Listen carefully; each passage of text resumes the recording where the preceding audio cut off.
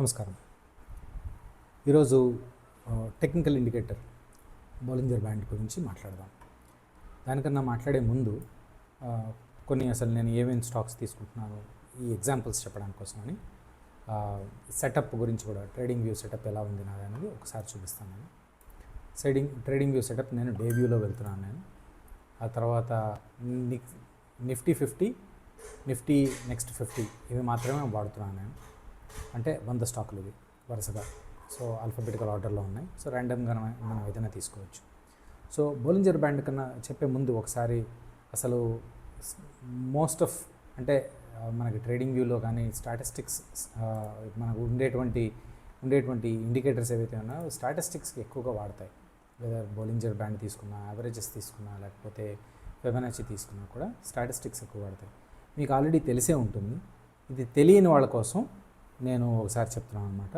So మనకి స్టాటిస్టిక్స్లో mean, median, mode అని చిన్నప్పటి నుంచి వినే ఉంటాం మనం. మీన్ అంటే యావరేజ్ అని కూడా అంటారు. సో ఒక 10 నెంబర్లు ఇస్తే 10 నెంబర్ల యొక్క సమ్ చేసి డివైడెడ్ బై 10 నెంబర్లు ఉన్నాయి కాబట్టి 10 2 నెంబర్లు ఉంటే అది వేస్తే మనకు యావరేజ్ వస్తుంది. అదే మీన్ అని కూడా అంటారు అనమాట. సో స్టాండర్డ్ డీవియేషన్ అంటే ఏంటంటే ఆ మీన్కి ఏదైతే ఉందో దానికి ఎంత దూరంలో ఉంది అన్నది స్టాండర్డ్ డీవియేషన్ చెప్తుంది అనమాట. సో సాధారణంగా మనం స్టాండర్డ్ డీవియేషన్ అని కనుక కొడితే మీకు ఇలాంటిది ఏదైనా కనిపిస్తుంది. సాధారణంగా ఇలాంటి బెల్ కర్వ్ అంటారు దాన్ని. ఈ బెల్ కర్వ్ లాంటిది కనిపిస్తుంది. సో ఇది మధ్యలో ఉన్న ఇది యావరేజ్ ప్రైస్ ఇదైతే కనుక దీనికి ఇటుపక్క స్టాండర్డ్ డీవియేషన్ యాక్చువల్గా నెగిటివ్ ఉండదు.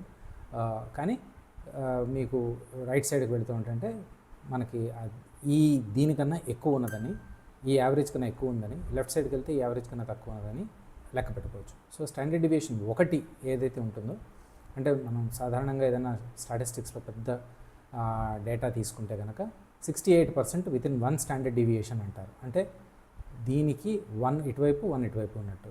2 స్టాండర్డ్ డీవియేషన్ 95% వరకు ఉంటుందంటారు. సో ఇది 2 ఇటు ఉంటుంది. 3 స్టాండర్డ్ డీవియేషన్ మొత్తం 99.7 వరకు ఉంటుంది. మిగిలినవి ఏవైతే ఉంటాయో ఇది దాటి అవతల ఉంటే కానీ వాటిని అవుట్లయర్స్ అంటారు. సో వాటి గురించి మనం పెద్దగా పట్టించుకోకర్లేదు. ఇది మనం ప్రైజ్కి ఎలా చూస్తాము.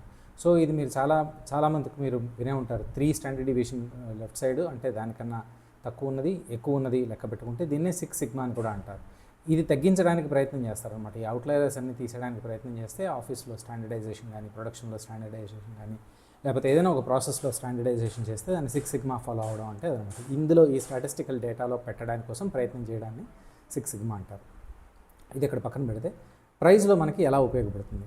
సో ప్రైజ్లో మనం చాలా వాడుకోవచ్చు. మనం బోలింజర్ బ్యాండ్ అని దాని గురించి మాట్లాడుతున్నాం కాబట్టి ఉత్తి బోలింజర్ బ్యాండ్ అని ఏదైతే ఉందో అది ఒకసారి వెళదాం. ఇందులో చాలా రకాలుగా ఉన్నాయి.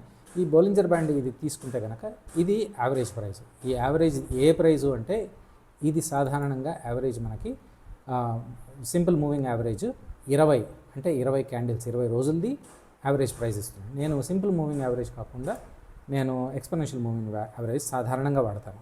సో ఇది ఎక్స్పోనెన్షియల్ మూవింగ్ యావరేజ్ కన్నా యువతల పక్క ఉందన్నమాట. అంటే ఇది ఎక్స్పోనెన్షియల్ యావరేజ్ కన్నా పైన ఉందన్నమాట. ఇప్పుడు ఈ పర్టికులర్ స్టాక్ ఏదైతే నేను చూపిస్తున్నానో ఏబీబీ అనేది, ఇది నా స్టాక్ రికమెండేషన్ కాదు, ఎలా చేయాలో చూపించడానికి కోసం అని నా సెటప్ చూపిస్తున్నాను. సో ఇది కాకుండా ఈ స్టాండర్డ్ డీవియేషన్ ఏదైతే ఉందో 2 సాధారణంగా బోలింజర్ బ్యాండ్కి 2 పెడతారు. నేను కూడా 2 వాడతాను. కొంతమంది 2.2 వాడతారు, కొంతమంది 2.3 వాడతారు. అది మీ ఇష్టం. ఓకే, మీకు ఏది కంఫర్టబుల్గా ఉంటే అది వాడుకోవచ్చు. సో సాధారణంగా ఇది వాడితే డేలో ఒకవేళ మీకు ఈ యావరేజ్ ఏదైతే ఉందో ఈ మధ్య పాయింట్ ఏదైతే ఉందో దానికన్నా ప్రైజ్ పైన ఉంటే ఇక్కడ వరకు వెళ్ళేటువంటి అవకాశం ఉంది అని చెప్పడానికి కోసమని ఇది బోలింజర్ బ్యాండ్ ఉపయోగపడుతుంది అనమాట. అయితే ఈ లైన్ ఎలా వచ్చిందో ఒకసారి చూద్దాం. నేను దీంతో పాటుగా ఎక్స్పోనెన్షియల్ మూవింగ్ యావరేజ్ అన్నాను కాబట్టి మూవింగ్ యావరేజ్ ఎక్స్పోనెన్షియల్ ఒకటి వేసుకుంటే ఇది ఇప్పుడు యాడ్ చేసింది ఇది. సో దీన్ని నేను 9 కాకుండా 20 చేశాను అనుకుందాం. స్టైల్ ఒక గ్రీన్ కలర్ ఏదో పెడదాం అనుకున్నాను, ఊరికి చూపించడానికి కోసం చేస్తున్నాను.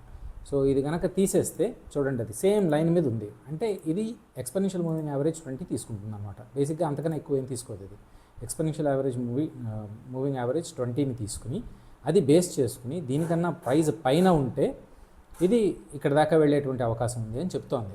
సో ఈ రోజున ఇప్పుడు లాంగ్ టర్మ్ ఇన్వెస్ట్మెంట్ కోసం అని తీసుకుంటే కనుక ఇక్కడ దాకా వస్తే ఇది తీసుకోవచ్చు. ఇక్కడ దాకా వెళ్ళే అవకాశం ఉంది. ఇప్పుడు మళ్ళీ తర్వాత మళ్ళీ యావరేజ్ అయ్యి మళ్ళీ పైకి వెళ్తుంది అనమాట. సో ఈరోజు చూస్తే ఈరోజు అపోలో హాస్పిటల్ చాలా బాగా పెరిగింది. సో ఇవన్నీ నేను ఇండికేటర్స్ పెట్టుకున్నాను, ఇవన్నీ తీసేద్దాం కాసేపు. సో అవన్నీ కాసేపు ఇండికేటర్స్ తీసేస్తే కనుక ఒక్క క్షణం దీన్ని మొత్తం అంతా తీసేద్దాం. Right, okay. మళ్ళీ ఇక్కడికి వెళితే అపోలో హాస్పిటల్స్ చూస్తే కనుక ఈ అపోలో హాస్పిటల్ ఇక్కడి నుంచి మూవింగ్ ఈ బోలింజర్ బ్యాండ్లో ఉన్నటువంటి సెంటర్ పాయింట్ నుంచి పైకి వెళుతుంది. సో మనం ట్రేడ్ ఎలా చేయాలి అంటే ఒకవేళ మీరు డే సెటప్ తీసుకుంటే కనుక, అంటే ఇంట్రాడే చేస్తుంటే కనుక మీరు 15 మినిట్స్కి వెళ్ళండి. 15 మినిట్స్కి వెళ్ళి మీరు సెషన్ బ్రేక్అవుట్, ఇది నా సెషన్ బ్రేక్అవుట్, అంటే ఇది 9 గంటల 15 నిమిషాలకి ఇక్కడ స్టార్ట్ అయింది.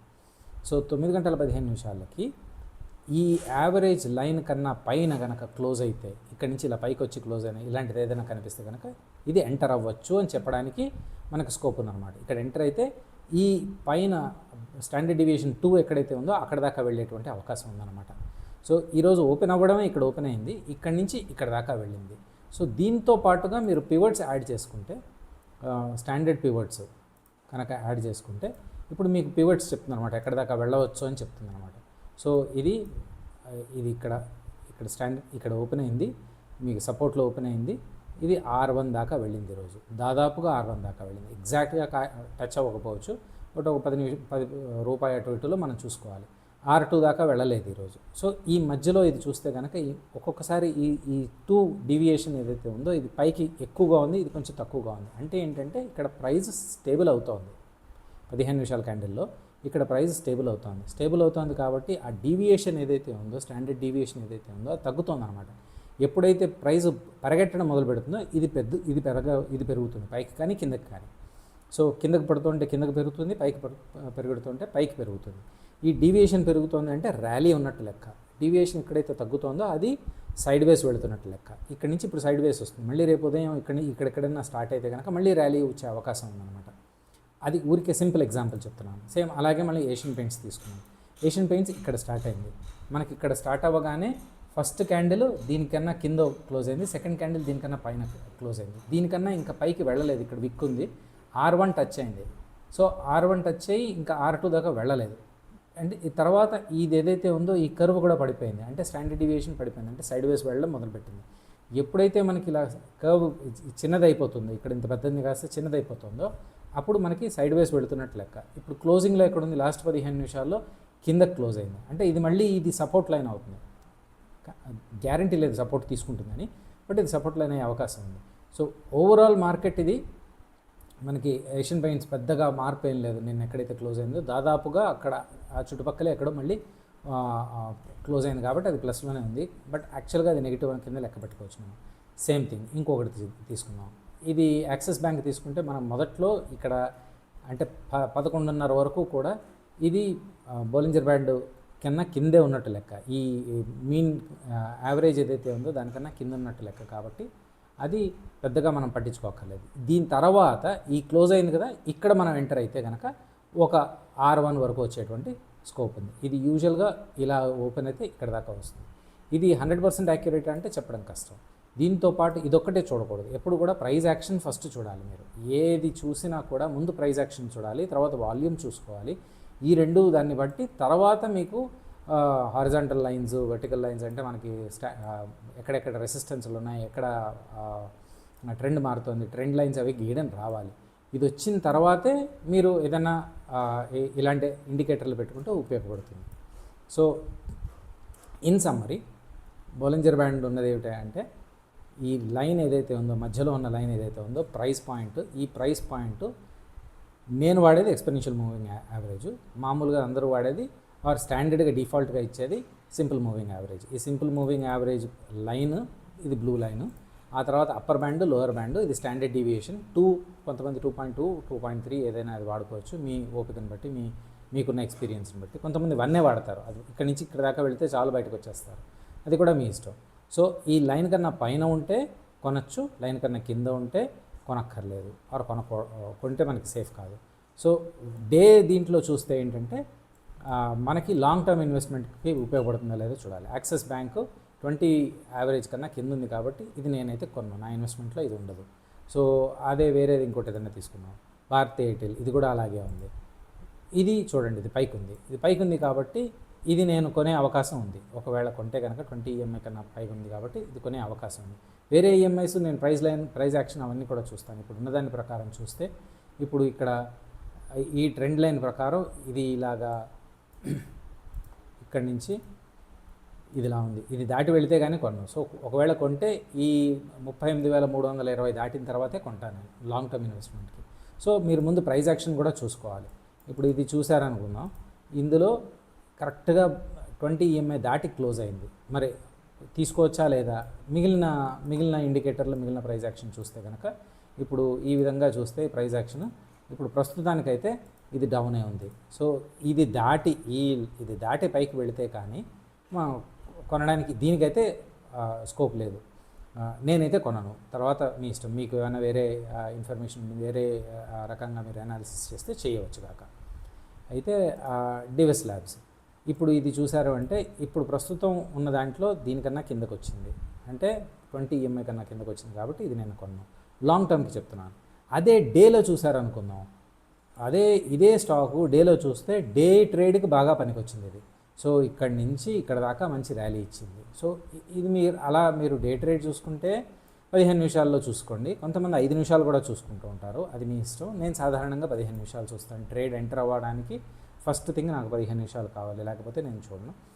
తర్వాత ఎంటర్ అయిన తర్వాత 5 నిమిషాలు చూసుకుంటాను, వేరే పారామీటర్స్ కూడా వాడతాను. సో ఇది సమ్మరీ అనమాట. ఇది బాలింజర్ బ్యాండ్. దీని గురించి మీకు ఏమైనా డౌట్లున్నా, ఇంకా ఏమైనా ఎక్స్ప్లెనేషన్ కావాలన్నా, లేదా దీంతో పాటు ఇంకో వేరేది ఏదైనా ఇండికేటర్ పెట్టాలి అన్నా కనుక మీరు నాకు చెప్పండి, నాకు మెసేజ్ పంపించండి. ఈ నా హ్యాండిల్ ఏదైతే ఉందో, యూట్యూబ్ హ్యాండిల్ ఏదైతే ఉందో అదే నా ఈమెయిల్ ఐడి. సో మీరు నాకు మెయిల్ పంపిస్తే తప్పకుండా నాకు తెలిసింది చెప్పడానికి ప్రయత్నం చేస్తాను. మళ్ళీ కొత్త వీడియోలో కొత్త ఇన్ఫర్మేషన్ తోటి మళ్ళీ కలుద్దాం. నమస్కారం.